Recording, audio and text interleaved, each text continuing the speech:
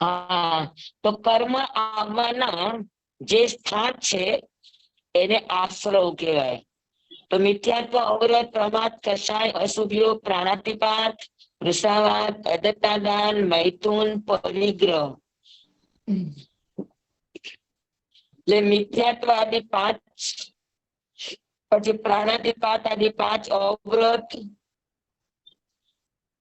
પછી શ્રોતેન્દ્રિય આદિ 5 ઇન્દ્રિય, અને મન, વચન, કાયા. તો 5 ઇન્દ્રિય અને 3 યોગ એ અસંયમિત હોય, અથવા તો એના દ્વારા ગમો અણગમો, રાગ અને દ્વેષ થાય, તો એના કર્મ આશ્રવ થાય. ભંડ ઉપકરણ અયત્ન. ભંડ એટલે સાધુની વપરાશમાં આવતી જેટલી પણ ઉપધિ છે, તે બંધ અને ઉપકરણ એ અયત્નાથી વાપરે, અયત્નાથી લે મૂકે તો કર્મનો આશ્રવ થાય. અને સૂચિ કુશાગ્ર. સૂચિ કુશાગ્ર નો અર્થ છે કે સોય જેવી નાની વસ્તુ પ્રત્યે બેદરકાર છે. તો ઈ જે અજતના છે, જે બેદરકારી છે, એક આશ્રવનું કારણ બને. અથવા તો બીજો અર્થ એવો પણ થાય કે સોઈ કુશાગ્ર એટલે સોય કેટલી નાની અને તુચ્છ કહેવાય. તો એ નાની અને તુચ્છ વસ્તુમાં પણ જો આપણો ઉપયોગ ન હોય અને આપણી બેદરકારી હોય, તો એ પણ કર્મ બંધ નું કારણ બને. નાની સી ભૂલ, નાની સી ભૂલ પણ આશ્રવ નું કારણ બની શકે. તો સુઈ કુશાગ્ર ના બે અર્થ, કે સોય અને કુશાગ્ર એટલે એવું ભાસે જે અણીવાળું હોય. તો અજતના જ્યાં મૂકી ખોવાઈ જાય, કરી જાય, અને જો કોઈને માગે તો એનાથી અનર્થ નું કારણ સર્જાય.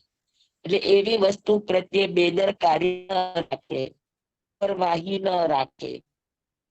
એટલા જ માટે સાધુ કોઈ ખોવાઈ જાય તો અઠમ નું પ્રાયશ્ચિત આવે, કારણ કે બેદરકારી, લાપરવાહી. તૂટવાથી ઓછું પ્રાયશ્ચિત આવે ને ખોવાવાથી વધારે પ્રાયશ્ચિત આવે.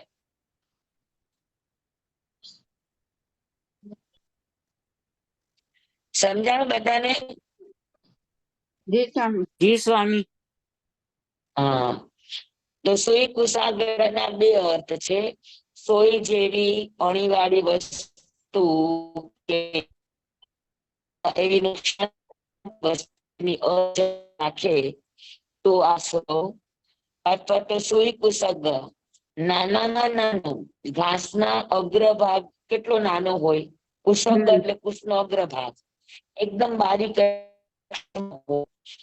નાનામાં નાની ભૂલ પણ જો થાય, નાનામાં નાની અજતના પણ થાય, તો એ કર્મ બંધ નું કારણ બને, આશ્રવ નું કારણ બને.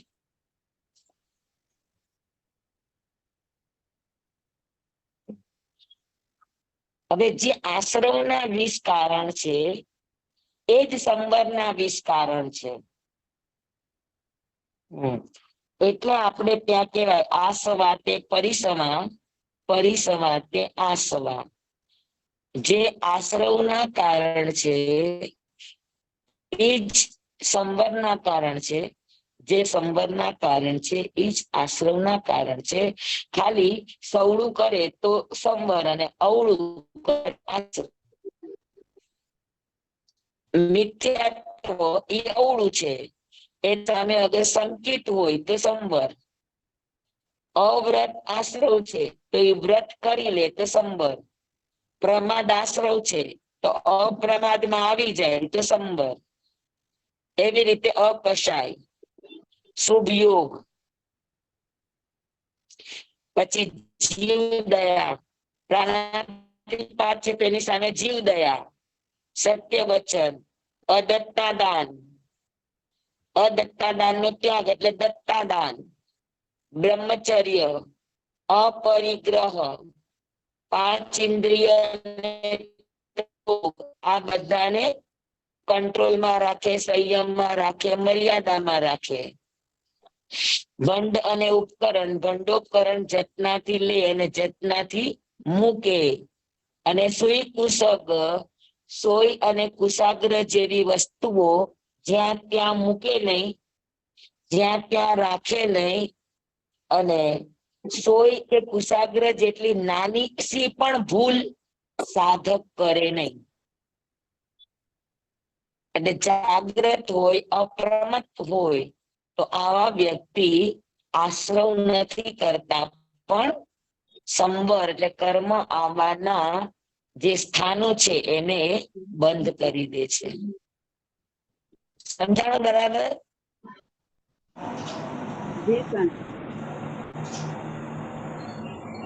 આ બધા બોલો આપણે આગળ કરી ગયા છે એટલે બહુ લાંબુ નથી કરતી, આપણે સમજી લીધું છે.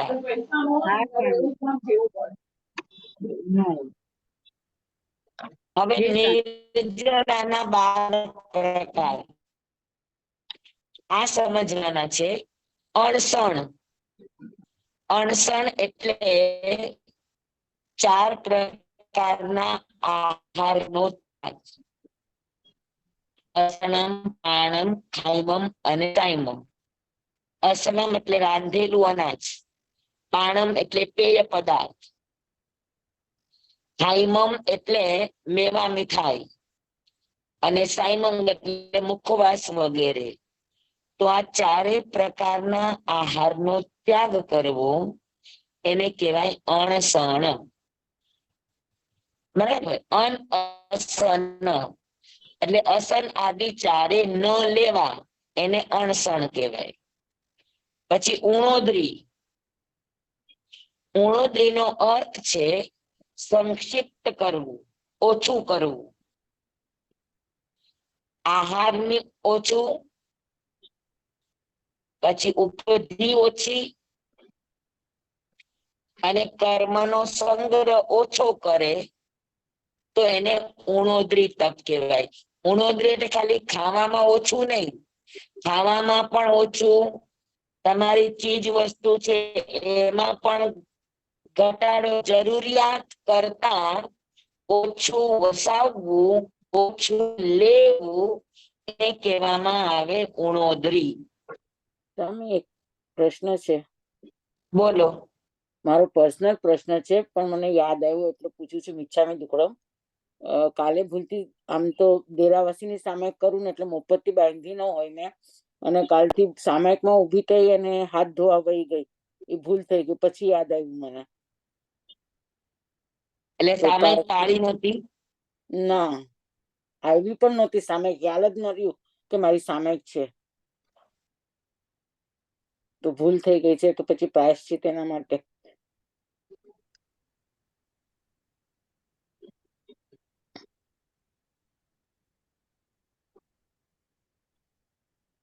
તમારી હા, તમે એક સામાયિક લીધી હતી કે 2? આમ તો એક પ્રતિક્રમણની સામાયિક થઈ ગઈ, એક થઈ ગઈ ને, ત્રીજી લીધી હતી મેં એમ. એટલે 2 સામાયિક છે ને? હા, એટલે 2 સામાયિક 2 વાર કરી લેવાની. ભલે. તમે કરો છો એ ઉપરાંત. હા તો હતી. તો અણસણ, ઉણોદરી, પછી ભિક્ષાચર્યા. ભિક્ષાચર્યા એટલે ગોચરી અથવા તો વૃત્તિ સંક્ષેપ. 15 વસ્તુ છે એમાંથી આપણે 5 જ વસ્તુ લઈએ કે 10 જ વસ્તુ લઈએ, 1 વસ્તુ કે 2 વસ્તુ કે એનો ત્યાગ કરીએ તો એને વૃત્તિ સંક્ષેપ કહેવાય.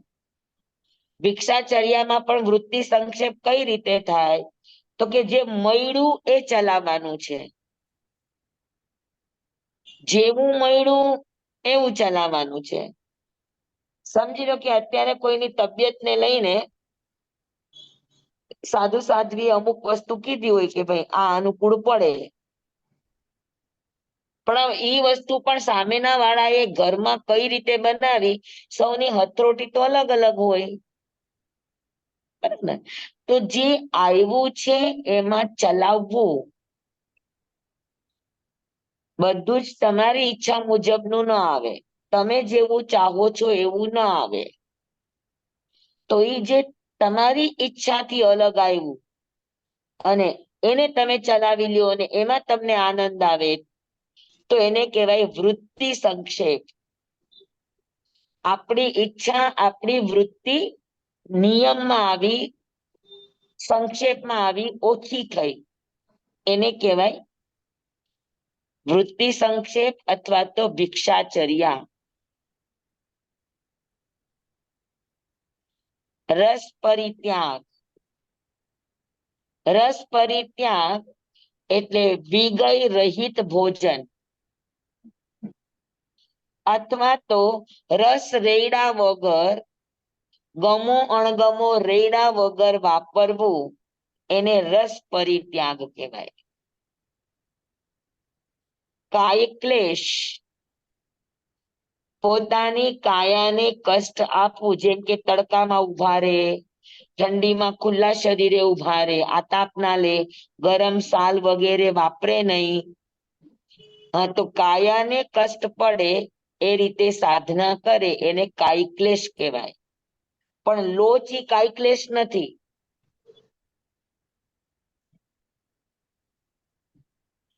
પછી પ્રતિસલ્લીનતા. પ્રતિસલ્લીનતાનો અર્થ છે કે ઇન્દ્રિયોને વશમાં રાખવી, ઇન્દ્રિયોનો નિગ્રહ કરવો, ઇન્દ્રિયમાં ગમો અણગમો, ભાવવું ન ફાવવું, ભાવવું ન ભાવવું આદિ ન કરવું, એને કહેવાય ઇન્દ્રિય પ્રતિસલ્લીનતા. તો આ 6 પ્રકારના તપ છે એ બાહ્ય તપ છે. અને બાહ્ય તપ એટલા માટે કે અગર એના આ બાહ્ય તપ જે બહારની વસ્તુઓ સાથે ડિપેન્ડેડ છે,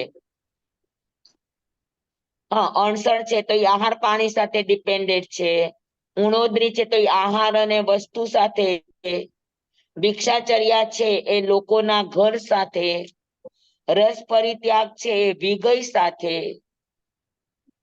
કાય ક્લેશ છે એ શરીર સાથે, અને ઇન્દ્રિય છે એ પણ શરીરને લગતી. તો આ બધા બાહ્ય વિષયો છે. અને બાહ્ય વિષયોમાં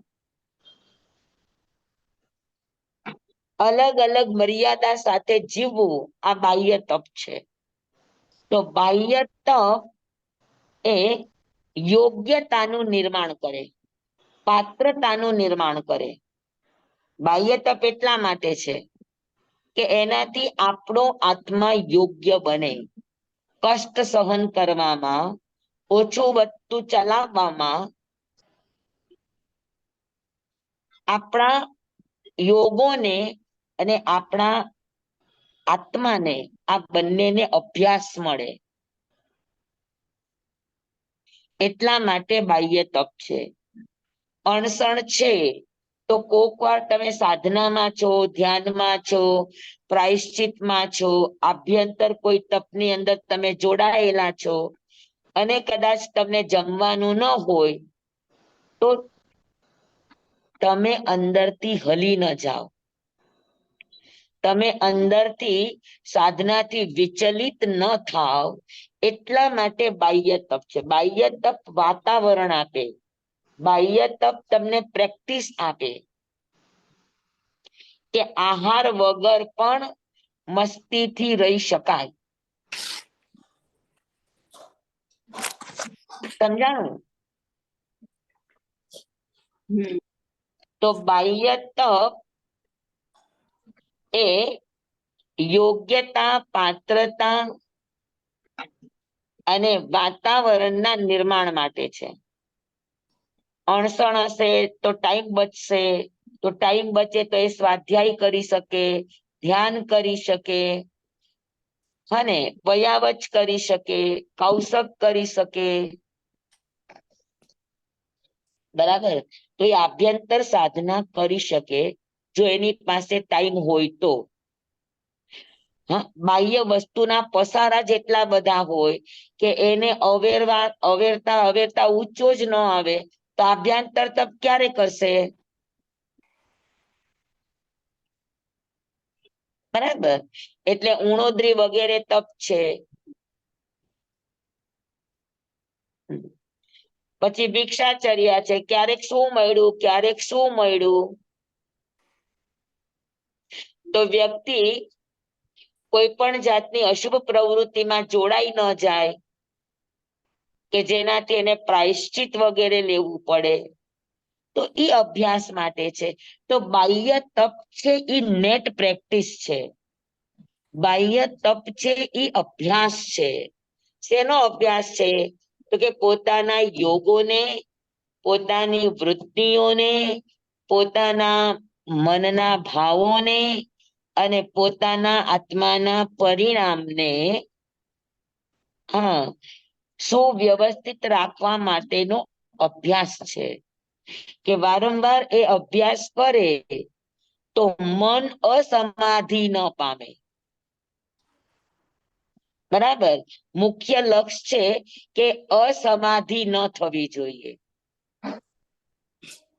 તો અસમાધિ ન થવા માટે બાહ્ય તપનો અભ્યાસ છે, નેટ પ્રેક્ટિસ છે. કાયિક ક્લેશ સહન કરવાની તાકાત હશે તો એ ધ્યાન કરી શકશે, વ્યુત્સર્ગ કરી શકશે. બરાબર. હા, ઉણોદરી હશે, ભિક્ષાચર્યા હશે, રસ પરિત્યાગ હશે તો એ વિનય વયાવચ કરી શકશે.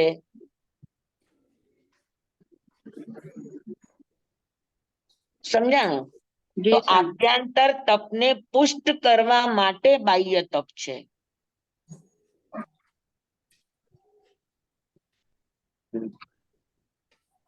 તો 6 પ્રકારના બાહ્ય તપ બધાને સમજાઈ ગયા? અથવા જે તપ બહારથી લોકો જોઈ શકે કે હા આને આનો ત્યાગ કર્યો, આને આનો ત્યાગ કર્યો, આને આનો ત્યાગ કર્યો, તો એ તપ બાહ્ય તપ છે. અને જે તપ દેખાય નહીં પણ આત્માના પરિણામથી જે તપ થાય એને આભ્યંતર તપ કહેવાય. અને યોગો દ્વારા જે તપ થાય એને બાહ્ય તપ કહેવાય.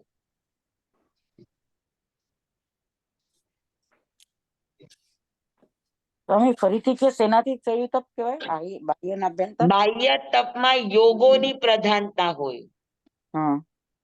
મન વચન કાયાના યોગોને સંયમિત કરવાની પ્રધાનતા હોય. અને આભ્યંતર તપમાં આત્માના પરિણામને સમાધિસ્થ કરવાનું. તો આભ્યંતર તપ આત્માથી થાય અને બાહ્ય તપ યોગોથી થાય. સ્વામી, હાજી. એક પ્રશ્ન છે. આપણે જે અસણમ પાણમ ખાઈમમ સાઈમમ જે આપણે કહીએ છે, તો ખાવાના પદાર્થો, પીવાના, અને તો આ મેવા મીઠાઈ અને મુખવાસ એલચીને કેમ ખાવાના પદાર્થમાં નથી ગણેલા? એને કેમ અલગથી આપ્યું છે?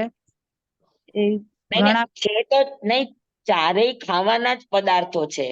પેય પણ ખાવાનો જ પદાર્થ છે, એ પણ એક શરીરના આહાર છે. અચ્છા, એટલે એમ આહારની દ્રષ્ટિએ અલગ અલગ રાખ્યા છે. આહાર એટલે હા અલગ છે કે રાંધેલું ભોજન હોય એને અસણમ કહેવાય. અચ્છા, હા. ચૂલે ચડેલું હોય એને અસણમ કહેવાય.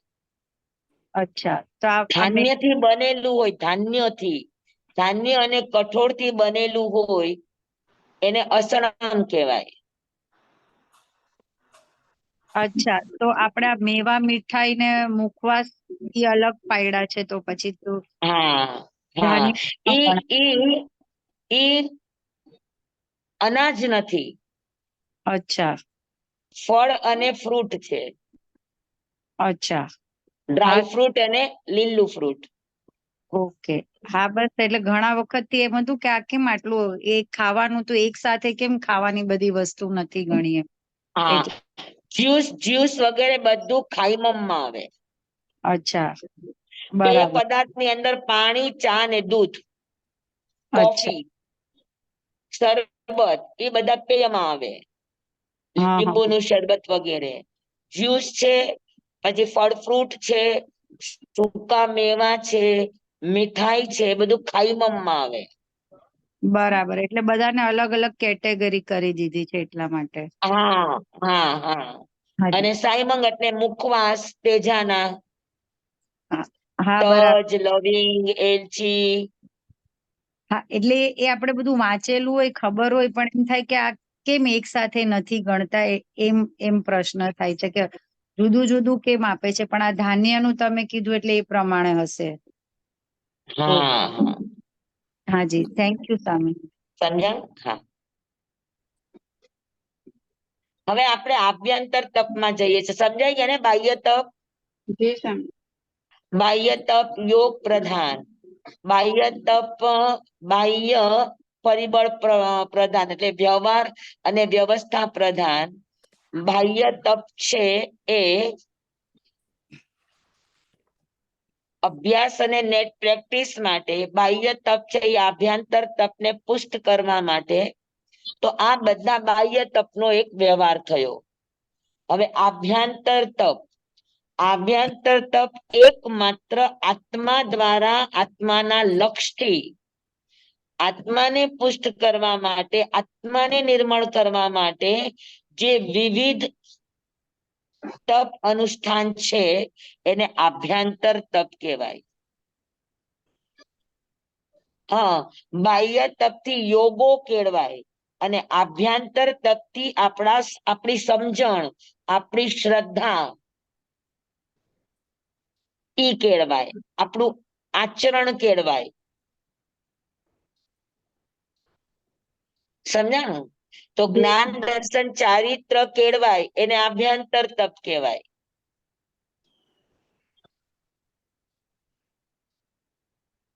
તેમાં સૌથી પહેલું છે પ્રાયશ્ચિત. પ્રાયશ્ચિત શેની માટે છે? તો કે પ્રાયશ્ચિતના આમ જુઓ તો ઘણા પ્રકાર થાય. આલોચના, નિંદા, ગરહા, પ્રતિક્રમણ, પ્રાયશ્ચિત. આ બધા પ્રાયશ્ચિતના અલગ અલગ પ્રકાર છે. મિચ્છામી દુક્કડમ એ પણ પ્રાયશ્ચિત કહેવાય. પેલા તો આલોચનાથી પ્રાયશ્ચિતની શરૂઆત થાય કે ભૂલને ભૂલ તરીકે સ્વીકારવું. પછી ખબર પડે કે આ મારી ભૂલ થઈ છે, તો આત્માની સાક્ષીએ આ ભૂલ કરવા જેવી નહોતી, આ ભૂલ કરાય નહીં, આ ભૂલ બીજી વાર કરીશ નહીં, આત્માની સાક્ષી છે, તો એને નિંદા કહેવાય.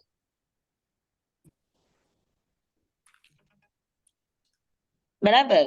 અને ગુરુ સમક્ષ જઈને કબૂલાત કરવી પોતાની ભૂલની, એને ગરહા કહેવાય.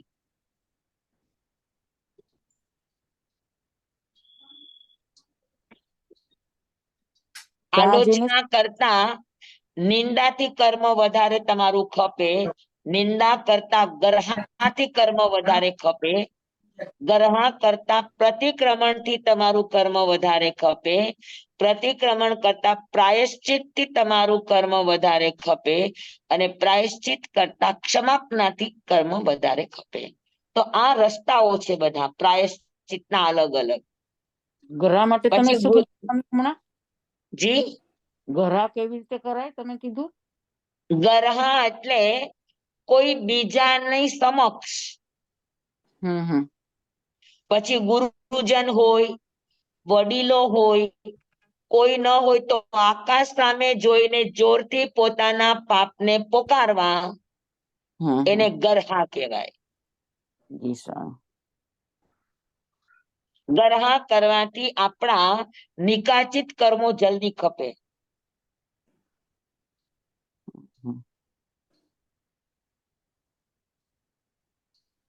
કેમ કે તમે કોઈ સમક્ષ કરો, તમારા પાપને ખુલ્લા મૂકો, ત્યારે કોઈ તમને કેવું રિએક્શન આપે? તો એ સમયે આપણા માન સંજ્ઞાને છોડીને આપણે પોતાના એ લઘુ ભાવોને સ્વીકારવા, તો આ બધું કરવાથી આપણા નિકાચિત કર્મોની સૌથી વધુ નિર્જરા થાય.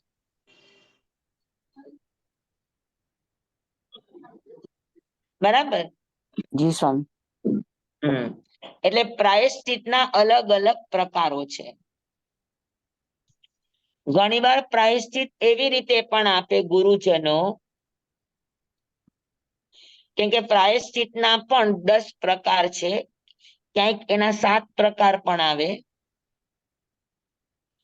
તો પ્રાયશ્ચિત દેનારા અને પ્રાયશ્ચિત લેનારા, આ બધાની પણ પાત્રતા હોય, એની પણ 7 પ્રકારની યોગ્યતાઓ હોય, લેનારની અને દેનારની બંનેની.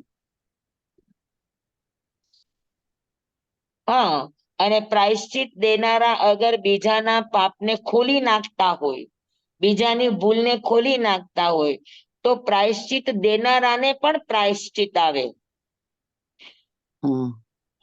તો પ્રાયશ્ચિત દેવું કે પ્રાયશ્ચિત લેવું, આ બંને જિમ્મેદાર વ્યક્તિનું કામ છે.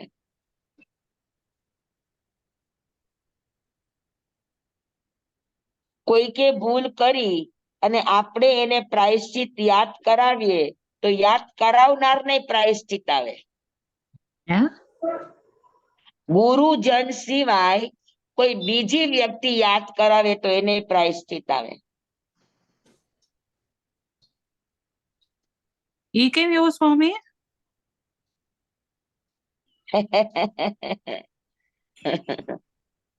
કેમ કે પ્રાયશ્ચિત દેવાનો અધિકાર ગુરુનો છે, એના માટે જે જવાબદાર છે એનો છે. જિમ્મેદાર વગર જે બે જિમ્મેદાર, તો ગેર જિમ્મેદાર વ્યક્તિ અગર એને પ્રાયશ્ચિત લેવા માટે વારંવાર કીધા રાખે અને સામેના વ્યક્તિના મનમાં દ્વેષ ભાવ આવે, એના મનમાં ગિલ્ટી ભાવ આવે, તો એ ભાવ આવવાનું કારણ જે યાદ કરાવનાર છે એ છે. તો એનાથી સામેના વાળા વ્યક્તિના મનમાં દુઃખ પેદા થાય, ગમગીની પેદા થાય. તો જે બોલનારો છે, પ્રાયશ્ચિત લેનારો કહેનારો છે, એને પ્રાયશ્ચિત આવે. સામેના માણસના તમે દિલને દુભાવ્યું છે, એના રહસ્યોને તમે છતાં કર્યા છે, તો એ પ્રાયશ્ચિતનો અધિકારી ગણાય. સ્વામી એમને ખાલી યાદ કર્યો કે તમારી ભૂલ છે, તમે પ્રાયશ્ચિત લ્યો ગુરુ પાસે, તો બી એવું થાય? ગુરુ પાસે નહીં, ગુરુ અધિકારી છે. મેં પહેલા જ કીધું, ગેર જિમ્મેદાર જે અનઅધિકારી છે, એને પ્રાયશ્ચિતના વિષયમાં ચંચુપાત કરાય નહીં. સ્વામી જેમ ઓલી કે જે કોઈ વાર્તા છે, સાધુએ કોઈ દોષનું સેવન કર્યું, તો એ દોષનો ભાગીદાર જે પણ છે એ પ્રાયશ્ચિત લેવાનો અધિકારી છે, અને એના જે ગુરુજન છે એની જિમ્મેદારી જેના ઉપર છે એ પ્રાયશ્ચિત દેવાના અધિકારી છે. પણ બીજા ત્રીજા સમાજના લોકો આવીને કે તમને તો પ્રાયશ્ચિત આવ્યું ને, તમે શું પ્રાયશ્ચિત આવ્યું એવું પૂછાય પણ નહીં. પૂછે એને પણ પ્રાયશ્ચિત આવે. ઓ આવું તો ઘણી વખત થઈ ગયું છે સ્વામી. કોઈની પણ નબળી બાબતો છે એને પૂછીને એને કુરેદાય નહીં, તો જેનાથી સ્વામી આવું તો સામેના માણસના દિલ દુભાય, એને ગિલ્ટી કોન્શિયસ થાય, એવું કામ કરાય નહીં. કરે તો એને પ્રાયશ્ચિત આવે. તો સ્વામી આવું તો ઘણી વાર થયું હોય તો પછી? હા, તો કરાય નહીં, મિચ્છામી દુક્કડમ કરી લ્યો. કેમ કે આ ઉદ્યાન કર્યું ત્યારે તો બધાને અલગ અલગ પ્રાયશ્ચિત આવ્યા હોય, એટલે આપણે પૂછીએ કે તને શેનું આ પ્રાયશ્ચિત છે ને, આના માટે શું આપ્યું, એ પૂછ્યું જોઈએ આપણે. મેં તો પૂછ્યું છે સ્વામી. પ્રાયશ્ચિત અધિકાર વગર ન કરાય. આજે સમજી લીધું ને, હવે નહીં કરતા. જી સ્વામી. કેમ કે પ્રાયશ્ચિત એ ગુપ્ત ગુપ્ત હકીકત હોય. અને પ્રાયશ્ચિત બધાનું એક સરખું ન હોય. હવે તમે કોઈ ભૂલ કરી અને તમને ગુરુએ મોટું પ્રાયશ્ચિત આપ્યું અને બીજાએ ભૂલ કરી તો એને નાનું પ્રાયશ્ચિત આપ્યું, તો તમે એને પૂછ્યું હશે કે તને શું આપ્યું આનું પ્રાયશ્ચિત? તો એમ કે મને 1 એકાશનું આપ્યું. અને તમને ગુરુએ ઈ પાપનું 8મનું પ્રાયશ્ચિત આપ્યું, તો તમારા મનમાં શું ભાવ આવશે? કે જો અમે બેય પાપ તો એક સરખા કર્યા, પણ એને ખાલી એકાશનાનું જ પ્રાયશ્ચિત આપ્યું, મને 8મનું આપ્યું. એવું થાય કે ન થાય? જી સ્વામી. તો પ્રાયશ્ચિત ભૂલ કરનારની સંવેદના ઉપર આપવામાં આવે કે ભૂલ કરનારને ઈ ભૂલ પ્રત્યે કેટલો અંદરની પોતાના અંદર એને કેટલો પશ્ચાતાપ છે, અંદર એને પાપ પ્રત્યે કે ભૂલ કર્યું છે એના પ્રત્યેની કેટલી જાગૃતિ છે, ઈ સંવેદના ઉપર પ્રાયશ્ચિત આપે. પ્રાયશ્ચિત કોઈ દિવસ એક સરખું ન હોય કે બધા પાપને એક જ લાઈનમાં ન મૂકવામાં આવે. વ્યક્તિની જેટલી સંવેદના એ પ્રમાણે પ્રાયશ્ચિત દેવામાં આવે. જી સ્વામી. કોઈ એવા ખાનદાન અને અત્યંત અંદરથી નાજુક હોય એવી વ્યક્તિને ખાલી એટલું કહી દો કે લે બધાની વચ્ચે લે તે આવું કામ કર્યું, તો એને કેટલો મોટો આઘાત લાગી જાય. ને કોઈ માણસની અંદરની સંવેદના બહુ જાગ્રત હોય તો એવી વ્યક્તિને મોટા પ્રાયશ્ચિત ન આપે. અને ઘણા તો પ્રાયશ્ચિત એટલે યુઝ ટુ થઈ જાય. ઓ મેં તો આ પાપ કર્યું, આ પ્રાયશ્ચિત લઈ લીધું, જાણે બહુ સુરવીરતાનું કામ કર્યું હોય. સમજાણું? એટલે પાપ પ્રત્યે વ્યક્તિની કેટલી જાગૃતિ છે, વ્યક્તિની કેટલી અંદરની સંવેદનાઓ છે, એને જોઈને ગુરુ નક્કી કરે કે એને શું પ્રાયશ્ચિત આપવું, અથવા તો ગીતાર્થ મુનિ નક્કી કરે કે એને શું પ્રાયશ્ચિત આપવું. પ્રાયશ્ચિતનો અધિકાર એ લોકોને છે, બાકી કોઈને નથી.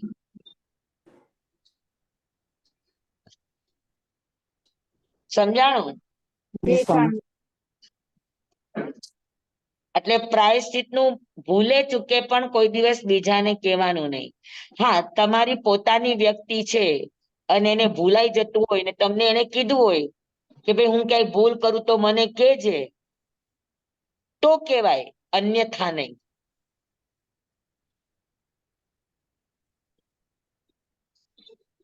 હા, અને પ્રાયશ્ચિત ગુપ્ત વિષય છે. અને એટલા જ માટે પ્રાયશ્ચિતનું કથન કરનારા આગમો બધાને વાંચવા દેવાની આગમની આજ્ઞા નથી. અત્યારે તો બધા વાંચી લે પછી વાંચીને પછી કે તમને તો ગુરુ ચોમાસીનું પ્રાયશ્ચિત આવશે, તમને તો લઘુ ચોમાસીનું પ્રાયશ્ચિત આવશે. આ અધિકાર ચર્ચાનો વિષય નથી. સમજાય છે? હા સ્વામી. એ કયા હાજી, આગમમાં આવે? આ નિશ્ચિત સૂત્ર. અચ્છા, ના એટલે પછી વાંચવાનું ને ધ્યાન રાખીએ. નિશ્ચિત સૂત્ર. હા. તો એ નિશ્ચિત સૂત્ર છે, બૃહદ કલ્પ છે, એ બધા પ્રાયશ્ચિતની કલમો છે. એમાં નિશ્ચિત સૌથી વધારે. એટલે 4 છેદ સૂત્રો. પણ 4 છેદ સૂત્રમાં દશાશ્રુત સ્કંદ વાંચવા જેવું. એનાથી આપણને સમજાય કે આપણે કયા કારણોસર ભૂલો કરીએ છીએ. એટલે દશાશ્રુત સ્કંદ ખાસ વાંચવાનું, બાકી 3 છેદ સૂત્ર નહીં વાંચવાના.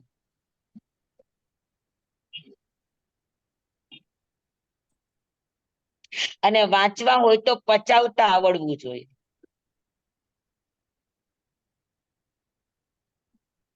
તો પેલું પ્રાયશ્ચિત આભ્યંતર તપ, બીજું વિનય. હવે અયવંતા મુનિવર કેટલા સંવેદનશીલ હશે કે પાણીમાં કાચા પાણીની અંદર નાવ તરાવી ત્યારે બાલ સહજ ભાવ હતો, પણ જેવું ઈર્યાવય કરી અને એને ભૂલ સમજાણી કે મેં તો કાચા પાણીના કેટલા જીવોની વિરાધના કરી, હવે એની અંદરની કેટલી સંવેદના હશે વિચારો. અંદરથી કેવી એની પ્રાયશ્ચિતની ભાવના હશે કે કેવળ જ્ઞાન થયું. ખાલી ઈર્યાવય કરતા કરતા. સમજાય છે? રાત્રે મોડા આવ્યા અને મૃગાવતીજીને ઠપકો આપ્યો, એની કેટલી સંવેદના હશે કે એના ઉપર વિચાર કરતા કરતા કે મારાથી આ ભૂલ થઈ જ કેમ, કે ગુરુએ મને કેવું પડે, ગુરુને મારા માટે આવા શબ્દો વાપરવા પડે, તો ગુરુને પણ કેટલું અંદરથી દુઃખ હશે. અને ઈ સંવેદના કેટલી એની અંદર હશે, એનો એને કેટલો ઉહાપો હશે કે એક વખત ખીજાણા અને કેવળ જ્ઞાન. અને આપણને તો કેટલી વાર ખીજાઈ જાય તો આપણે તેમ કહે, લે સૂર્યચંદ્ર મૂળ વિમાન સાથે આવ્યા તો તમે અમે શું કરીએ?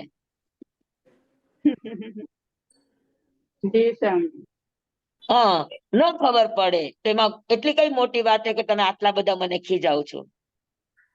મેં કઈ ખરાબ કામ તો નથી કર્યું ને, ભગવાનનું વ્યાખ્યાન જ સાંભળતી હતી. સમજાણું? તો આપણે આપણે ગુરુને કહેવા માંડીએ. જ્યારે મૃગાવતીજીને એમ થયું કે ભૂલ થઈ, એ મારી અચેતના છે. સૂર્યચંદ્ર મૂળ વિમાન સાથે આવ્યા, પણ મને દિવસની સમય મર્યાદાનો ખ્યાલ હોવો જોઈએ.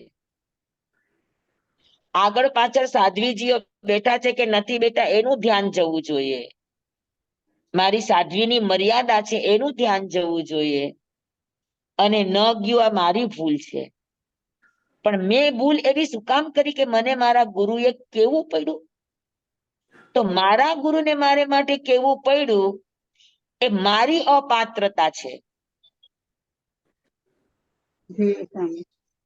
તો એની અંદરની કેટલી બધી સંવેદના હશે કયો, કે ઈ જ રાત્રે એને કેવળ જ્ઞાન થયું. સમજાય છે? તો એ સંવેદના જેવી અંદરની હોય એ પ્રમાણે પ્રાયશ્ચિત હોય.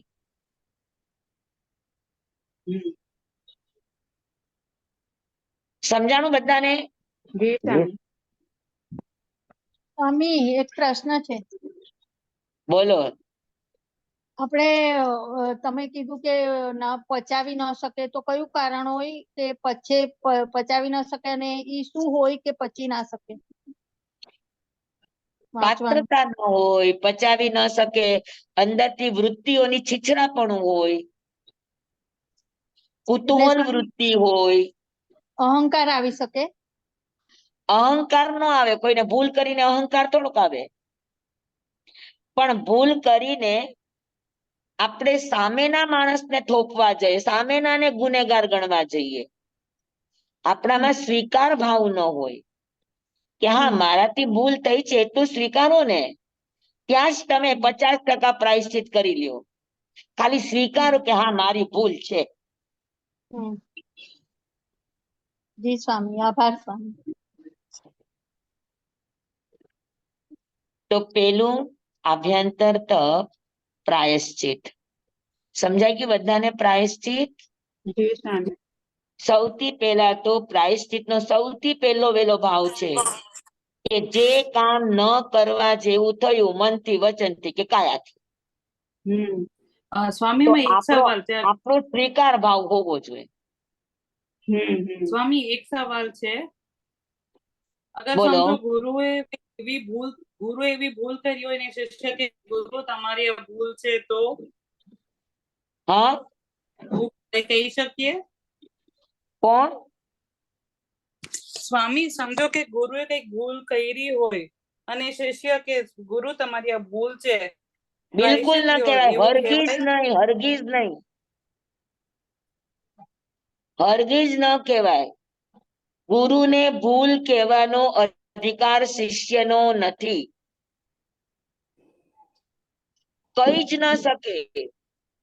હા, એ બીજી ત્રીજી રીતે એને બચાવવાની કોશિશ કરે, જેવી રીતે રત્નાકર મુનિને સુધન શ્રાવકે કે મને તમે આ ગાથા સમજાવો, એમ કહીને એ ગુરુની ભૂલને એને સુધારી. પંથકે ખંડક સંન્યાસીની કે શેલક રાજર્ષિની ભૂલ સુધારી. કઈ રીતે? એને બતાવીને કે એની નબળાઈ કહીને. જીનશાસનનું આ રીત છે કે નાનાને મોટાની ભૂલ બતાવવાનો અધિકાર નથી, એ અનઅધિકાર ચેષ્ટા કહેવાય.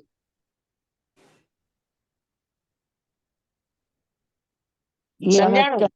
હરગીજ ન કહેવાય. અને મોટા પ્રત્યે તમને ભાવ છે કે એનાથી આ નબળું કામ થઈ ગયું છે, તેવા આગમમાં હજારો દ્રષ્ટાંતો છે. પણ શિષ્ય ગુરુની ભૂલ જણાય તો એને કઈ રીતે દૂર કરાવવાની કોશિશ કરે, અને છતાં જો ગુરુ દૂર કરવા ન માગે તો શિષ્ય એ વાતને ત્યાં ને ત્યાં પડતી મૂકી દે. પણ ગુરુના ભાવોને બગડવા ન દે. પગ નીચે વિહાર કરતા દેડકો આવી જાય છે તે ઘડી ઘડી યાદ કરાવે છે. હા, તો એના કારણે ચંડ કૌશિક થયા. હા, એટલા માટે એને પ્રાયશ્ચિત હોય. એટલે મને સો વાતની એક વાત ભૂલ કરી હોય તો એને બતાવવાનો અધિકાર બે પાસે છે, એક ભૂલ કરનાર પાસે અને એના જિમ્મેદાર વ્યક્તિને, એ સિવાય કોઈને નહીં. મને ચંદ્ર કૌશિકની સ્ટોરીઝ વિચારીને જ મને યાદ આવ્યું, એટલે તમને પ્રશ્ન પૂછ્યો હતો સ્વામી. હા, નો કહેવાય બેટા. ચંડ કૌશિક આ રીતે જ તો થયા. તો ચંડ કૌશિક બનાવવા માટે આ અપાત્રતાએ ભાગ ભજવો છે. તો સ્વામી જે એમના શિષ્ય હતા, કીધું આ ગુરુને, તો શિષ્યને બી કઈક એવું થયું હશે ને? હા, એને પ્રાયશ્ચિત આવ્યું હોય, એનો બહુ સંસાર વધ્યો હોય. શિષ્યને ભૂલ સુધારવાની છૂટ છે, બતાવવાની છૂટ નથી. શિષ્ય ગુરુની ભૂલ સુધારી શકે, પણ એ પણ મર્યાદામાં. ગુરુને તમારી ભૂલ છે એવું કે જ નહીં, એ શબ્દ પણ વાપરી ન શકે.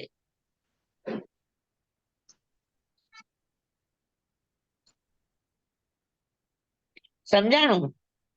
હા.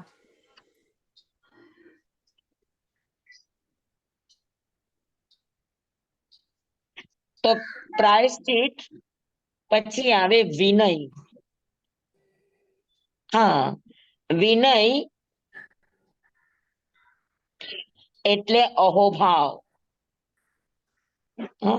વિનય એટલે જગતના તમામ જીવો અને પદાર્થો પ્રત્યે આપણા દિલમાં એની ઉપયોગિતાને લઈને, એની ઉપાદેયતાને લઈને,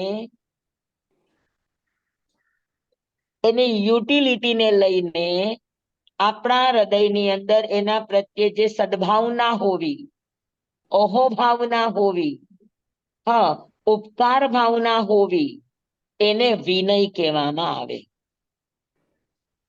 વિનય એટલે ખાલી મથેણ વંદામી એ વિનય નથી. આદર ભાવ, અહોભાવ, બહુમાન ભાવ, એના પ્રત્યેનો સત્કાર ભાવ, બરાબર? તો આ બધાને વિનય કહેવાય.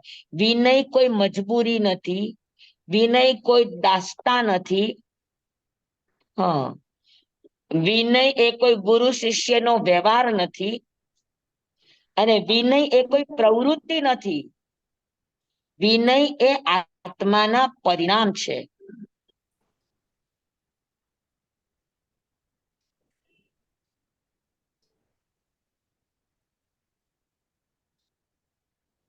હા, અને વિનય છે એ વ્યવસ્થાને લઈને થાય. પછી આધ્યાત્મિક વ્યવસ્થા હોય કે સાંસારિક વ્યવસ્થા હોય, તો વિનય હોવું જરૂરી છે. તમે જે વસ્તુ વાપરો છો, તમે જે વસ્તુ તમારા ઉપયોગમાં લ્યો છો, તો એના પ્રત્યે એની આજ્ઞા લ્યો, એની અસાધના નહીં કરો, એનો સરખો સદુપયોગ કરો, દુરુપયોગ ન કરો. તો આ બધું વિનય છે. અને આ વિનય કરો તો તમને વ્યવસ્થા સંબંધિત ટેકનોલોજી એટલે અજ્ઞાનની પ્રાપ્તિ થાય. હા, બરાબર. અત્યારે સ્કૂલ કોલેજના જેટલા પણ અભ્યાસક્રમો છે, કે તમારા વ્યવસ્થાને ચલાવવા માટેના જેટલા પણ અભ્યાસક્રમો છે, આ બધાને અજ્ઞાન કહેવાય. જેનાથી આપણી ગ્રહસ્થ જીવનની ગ્રહસ્થ જીવનની સમસ્યાનું સમાધાન થાય, એ બધી ટેકનોલોજીને અજ્ઞાન કહેવામાં આવે. અને અજ્ઞાનની સિદ્ધિ વિનયથી થાય. સમજાણું? વિનય એટલે બધાની સાથેનો અહોભાવ પૂર્વકનો વ્યવહાર. પછી જેની પાસે શીખા છો, પછી સંસારનું ભણ્યા હો કે વ્યવસ્થાનું લઈને ભણ્યા હો, બરાબર છે વિનય? જસંતીએ ધમ્મ પયાઈમ શીખે, કસંતીએ વેણ ઇયં પૌંજે. જેની પાસેથી શીખા છે એનો વિનય કરવો, એના પ્રત્યે અહોભાવ કેળવવો, તો એ વિનય છે. સમજાણું? તો ગ્રહસ્થ જીવન સંબંધી, ભૌતિકતા સંબંધી, ભવ સંબંધી, વ્યવહાર સંબંધી, વ્યવસ્થા સંબંધી જે કંઈ પણ જાણપણું, હોશિયારી કે કુશળતા છે, એ બધું વિનય દ્વારા મળતી ઉપલબ્ધિ છે. અને એ વિનય એટલે અહોભાવ, વસ્તુની ઉપયોગિતાનો સ્વીકાર, વસ્તુની ઉપાદેયતાનો સ્વીકાર. ઉપાદેયતા એટલે વસ્તુ જરૂરી છે, આના વગર ન ચાલે, એનો વિવેક હોય. તો વસ્તુની ઉપયોગિતા અને વસ્તુની ઉપાદેયતાને સમજીને એના પ્રત્યેના થતા સદભાવ વ્યવહારને વિનય કહેવામાં આવે.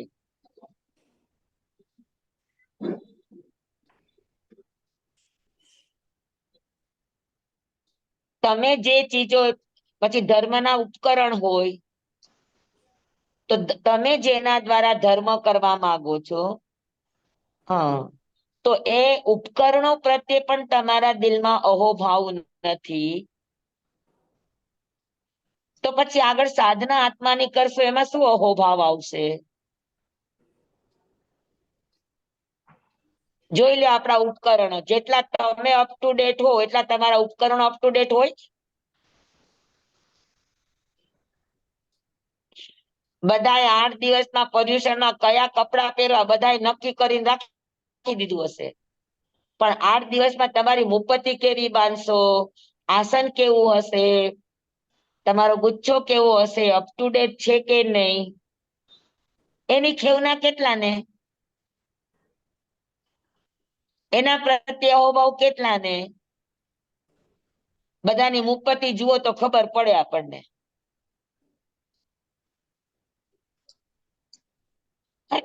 તો વિનય આપણને બહારના અહોભાવને શીખડાવે. પછી એ ભૌતિક વ્યવહાર હોય કે આધ્યાત્મિક વ્યવહાર હોય, તો જેટલા સાધનોનો આપણને અહોભાવ, એટલા અંશે આપણામાં વિનય વ્યવહાર આવે. અને જેટલો વિનય વ્યવહાર આવે એટલું અજ્ઞાનનું ક્ષેત્ર ખુલે, એટલું ટેકનોલોજીનું નોલેજ ખુલે, એટલી બહુ સમસ્યા, બહુ સંબંધી સમસ્યાને ખોલવા માટે તમારામાં બુદ્ધિ ખીલે, આઈક્યુ ખુલે. સમજાણું બરાબર બધાને? જી સ્વામી. જી વિનય. સ્વામી. પછી આવે વયાવચ. વયાવચ એટલે સેવા નહીં, વયાવચ એટલે અજ્ઞાન ભાવે કોઈની માટે કરી છૂટવું, કંટાળ્યા વગર, હાયકા વગર, જતાવ્યા વગર. જરૂરિયાત વાળી વ્યક્તિને કામમાં આવવું આ વયાવચ છે. પણ સામેવાળાને જતાવ્યા વગર, સામેવાળા ઉપર ઉપકાર કર્યો છે એવું દેખાડ્યા વગર, અને કંટાળ્યા અને થાયકા વગર, તો એને વયાવચ કહેવાય. નહીતર સેવા. સેવા અને વયાવચમાં ઘણો ફરક છે. નર્સ રાખો તો ઈ સેવા કરે. હા, અને હાજી, આ વયાવચમાં 10 સ્થાનોની અને સંતોની સેવા એવું આમાં લખેલું છે. તો એ 10 સ્થાનો કયા? બરાબર. અરિયન, સિદ્ધ, આચાર્ય, ઉપાધ્યાય, સાધુ, સંઘ, નવદીક્ષિત, બીમાર. બરાબર. તો આવા વ્યક્તિની, એવા 10 વ્યક્તિ છે. અરિયન, સિદ્ધ મેં તમને જેમ કીધું ને, અરિયન, સિદ્ધ, આચાર્ય, ઉપાધ્યાય, સાધુ, પછી બાલ મુનિ, નવદીક્ષિત, પછી જ્ઞાન, પછી તપસ્વી, જ્ઞાન એટલે બીમાર. બીમાર છે. ઓકે. સમજાણું તમને?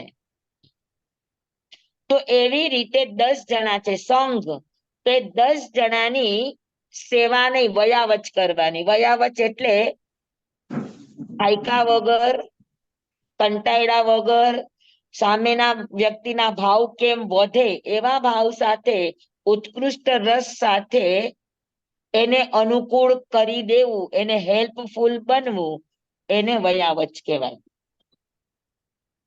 મહેનતાણું લીધા વગર. સમજાણું?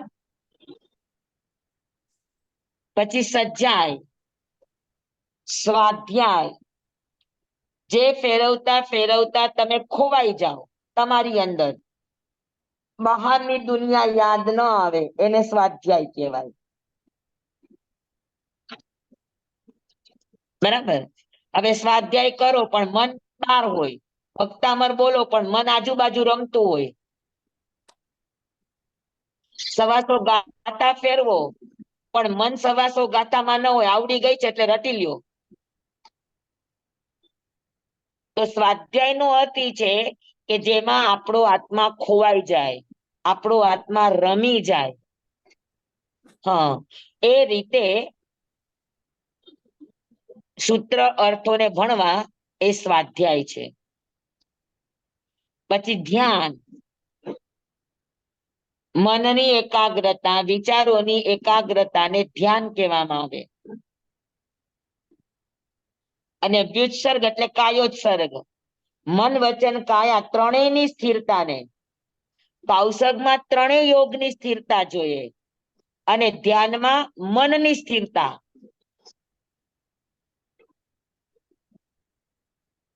સમજાણું? હવે આ બધાના ઘણા પ્રકાર છે, એક એક ને ખુલ્લા કરવા જઈએ તો વળી પાછા આપણા 10-15 દિવસ વયા જાય. પણ મેઇન વાત સમજી લેવાની. આર્ત ધ્યાન, રૌદ્ર ધ્યાન, ધર્મ ધ્યાન, શુક્લ ધ્યાન. તો જેમાં આપણા વિચારો ખોવાઈ જાય, એકાગ્ર થાય. દાંતમાં આપણને વરિયાળી ખાતા ખાતા છોતરું ભરાઈ ગયું હોય તો આપણું આખો દિવસ ધ્યાન ક્યાં ચોંટ્યું હોય? છોતરામાં, દાંતમાં. ત્યાં સુધી નીકળે નહીં, ત્યાં સુધી આપણી જીભ ઘડીએ ઘડીએ ક્યાં જાય? દાંતમાં. બરાબર. તો એ પણ એકાગ્રતા જ છે કે નહીં? આ પણ ધ્યાન છે. પણ આ ધ્યાનને કયું ધ્યાન કહેશો? આશ્ચર્ય. આ ધ્યાનને રૌદ્ર ધ્યાન કહેવાય. અચ્છા, રૌદ્ર. રૌદ્રમાં કેવી રીતે જાય સ્વામી આ? કારણ કે એમાં તીવ્રતા હોય, ન નીકળે ત્યાં સુધી મંડી જ પડીએ આપણે. ઘડીએ ઘડીએ જીભ આપણે ત્યાં જવા દઈએ, અરે પછી જીભમાં ચાંદુ પડે કે ન પડે? અચ્છા, હા. તો બરાબર. જખમ થવો એ રૌદ્ર ધ્યાનનું કારણ છે. અચ્છા. સમજાણું? તો કોઈ ચીજને દૂર કરવા માટે તીવ્ર પરિણામ એ રૌદ્ર ધ્યાન છે. રૌદ્ર સ્વામી, ધ્યાન એટલે બીજું નહીં, આર્ત ધ્યાન જ્યારે તીવ્ર બને એટલે રૌદ્ર ધ્યાન થઈ જાય, અચ્છા. અને ધર્મ ધ્યાન તીવ્ર બને એટલે શુક્લ ધ્યાન થઈ જાય. સ્વામી, હાજી, એક પ્રશ્ન છે. બોલો. આપણે હવે ઘરે મહેમાન આવવાના હોય ને આપણે જે રસોઈની તૈયારી કરવાની હોય ને આપણે જે ઈ બધું કરવાની વિચારીએ કે શું બનાવવું, તો ઈ પણ આર્ત ધ્યાન કે રૌદ્ર ધ્યાનમાં આવે? ના, આર્ત ધ્યાન એટલે શું કે જેનો વિચાર કરતા કરતા આપણને દુઃખ થાય, પીડા થાય, એ આર્ત ધ્યાન. અચ્છા. અને એને દૂર કરવા માટે આપણે ખૂબ મંડી પડીએ, એને રૌદ્ર ધ્યાન કહેવાય. જી સ્વામી, આભાર સ્વામી. હવે મહેમાન આવવાના છે પણ આપણને મહેમાન આવે છે ઈ ગમતું નથી, અને એની માટે આપણને રસોઈ બનાવી તો આપણને પીડા લાગે, તો એ આર્ત ધ્યાન. સમજાણું? જી જી સ્વામી, સ્વામી. આભાર. તો જેનાથી પીડા થાય, ત્રાસ થાય, દુઃખ થાય, અને મન એમાં ને એમાં જ લાગેલું હોય, એને આર્ત ધ્યાન કહેવાય. અને એને કાઢવા માટે મરણિયા થઈ જાય, એને રૌદ્ર ધ્યાન કહેવાય. તીવ્રતા એ રૌદ્ર ધ્યાન. સમજાય ગઈ બધાને? જી સ્વામી. ધ્યાનમાં આપણા વિચારોની, ભાવોની એકાગ્રતા જિમ્મેદાર છે. અને કૌશકની અંદર મન, વચન અને કાયા ત્રણેયની એકાગ્રતા જિમ્મેદાર છે. પાકું? પાક્કું. તો 6 આભ્યંતર તપ અને 6 બાહ્ય તપ. અને આ બાહ્ય તપ દ્વારા શું થાય? તો કે કર્મોની નિર્જરા થાય. હા, અને એ પણ પ્રોપર રીતે થયા હોય તો એનાથી કર્મોની નિર્જરા થાય. તો જેના દ્વારા કર્મ આત્માના પ્રદેશથી ખરે, એ પ્રક્રિયાને તપ કહેવામાં આવે. બરાબર. હવે બંધ અને મોક્ષ, પ્રકૃતિ, સ્થિતિ, અનુભાગ અને પ્રદેશ, સમ્યક જ્ઞાન, સમ્યક દર્શન, સમ્યક ચારિત્ર અને સમ્યક તપ, આ મોક્ષના 4 અને બંધના 4, પ્રકૃતિ બંધ, સ્થિતિ બંધ, અનુભાગ બંધ અને પ્રદેશ બંધ. આ આપણે વિસ્તારથી પર્યુષણ પછી શીખશું. હવે બરાબર છે? સ્વામી, પર્યુષણમાં તમે કઈ કરાવવાના છો ઓનલાઈન? નહીં, આપણે અહીંયા આગળ ગામમાં કરાવવું પડતું હોય એટલે આપણને સમય ન રહેતો હોય, આગળ પાછળ થાય એટલે. અને તમે લોકો પણ ત્યાં તમારે ત્યાં બિરાજમાન સાધુ સાધ્વીના જે પણ શેડ્યુલ ટાઈમો હોય એ પ્રમાણે તમે જતા આવતા હો, એટલે પર્યુષણમાં આપણે નહીં લઈએ ક્લાસ. સ્વામી, કાલે સવારે આપણે આ ઇવેન્ટમાં કરશું. જી, કાલે સવારનો ક્લાસ આપણે આમાં કરશું. હાજી, તમે લિંક મોકલજો કે આજ નહીં. હા, ના, હું સાંજે મોકલી દઈશ. હા, ઠીક છે. કયો ક્લાસ બેન? સવારે હોય છે કાય સ્થિતિનો, શ્રેણીના અભ્યાસનો. કઈ શ્રેણી? 14મી શ્રેણી. તો હું આજે સાંજે નાખી દઈશ લિંક. હાજી, હાજી. તો આપણા 14મો સ્વામી, પૂરો થયો. સ્વામી, છઠ્ઠી શ્રેણીનું તમે ભણાવી શકશો? શું છે તમારું છઠ્ઠી શ્રેણીમાં? નવ તત્વ મેઇન છે ટોપિક. અરે અત્યારે આપણે નવ તત્વ તો શીખા બેટા.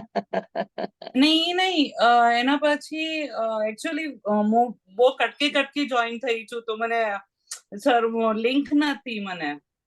અને એ હજી એક છે લુપેનલનના દીદી છે, એ રાતના એક છે બોમ્બે બોર્ડ નું શીખડાવે છે, પણ એમાં જોઈન નથી થઈ શકતા એટલે.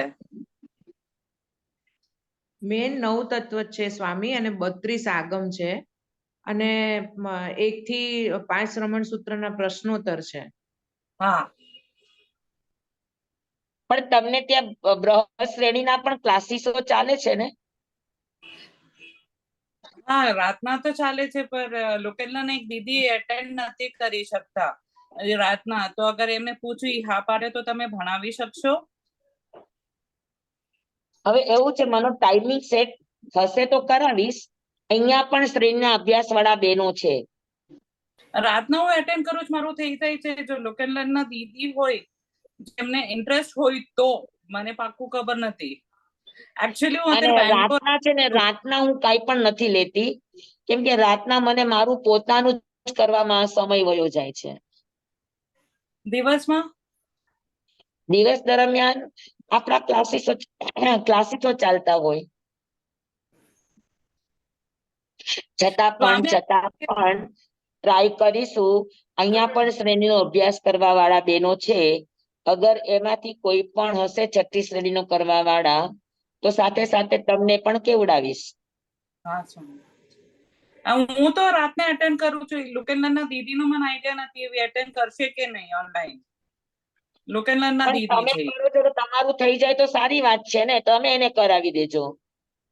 હા સ્વામી સિવાય જ્યારે જો પણ તમારો કોઈ પ્રશ્ન રહી જતો હોય તો પૂછજો.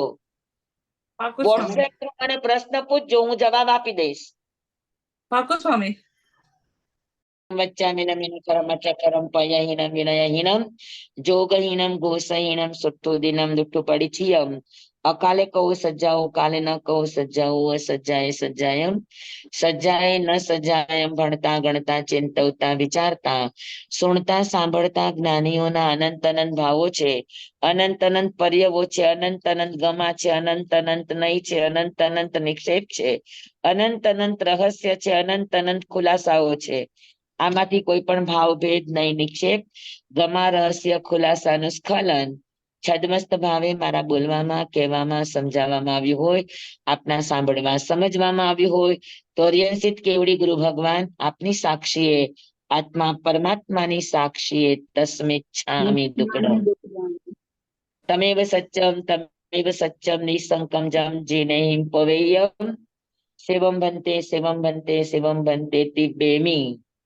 પાછળના 9 તત્વના બોલો સમજવા જેવા છે, પણ હવે અત્યારે આપણા આ જે લાસ્ટ ક્લાસ છે આપણો મંગળવારે અને શુક્રવારે, પછી હવે મને પણ 2 દિવસની તૈયારી જોશે, એટલે આપણે ક્લાસ નહીં લઈ શકીએ.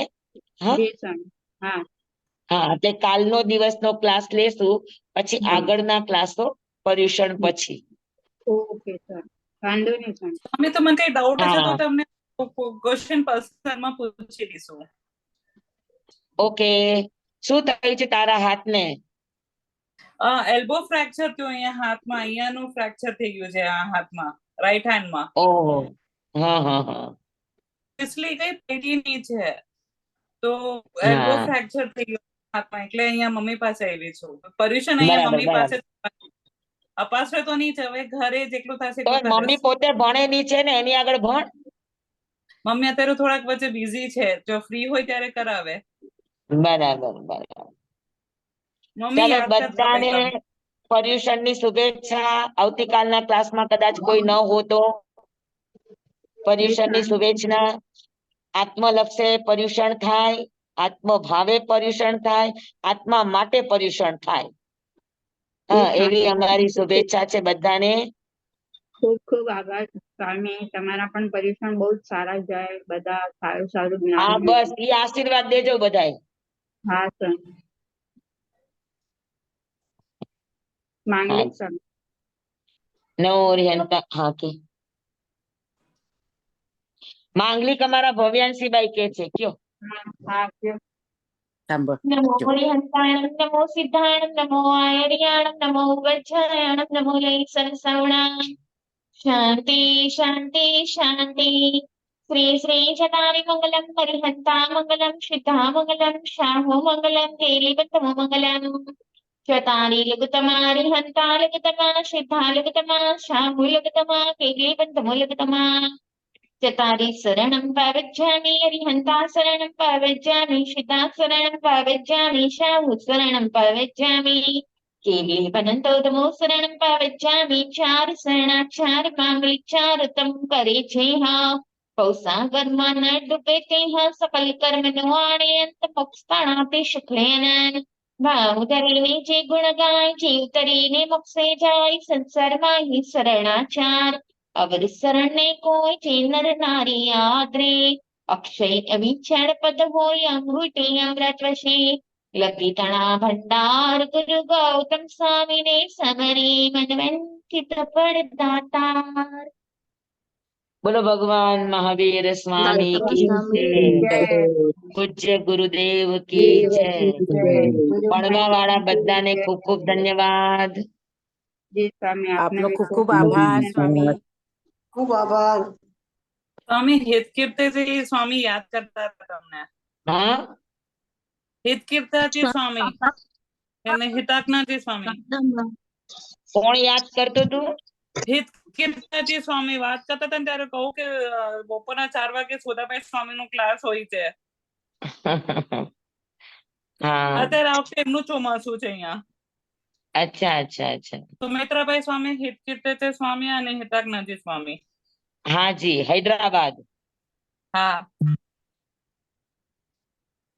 ચાતા પૂજ્યો બધાને પાકું હમ. ચાલો ભલે બધાને જય જીનેન્દ્ર જી સ્વામી બધાને મંગળાનું સ્વામી જય જીનેન્દ્ર બધાને જય જીનેન્દ્ર.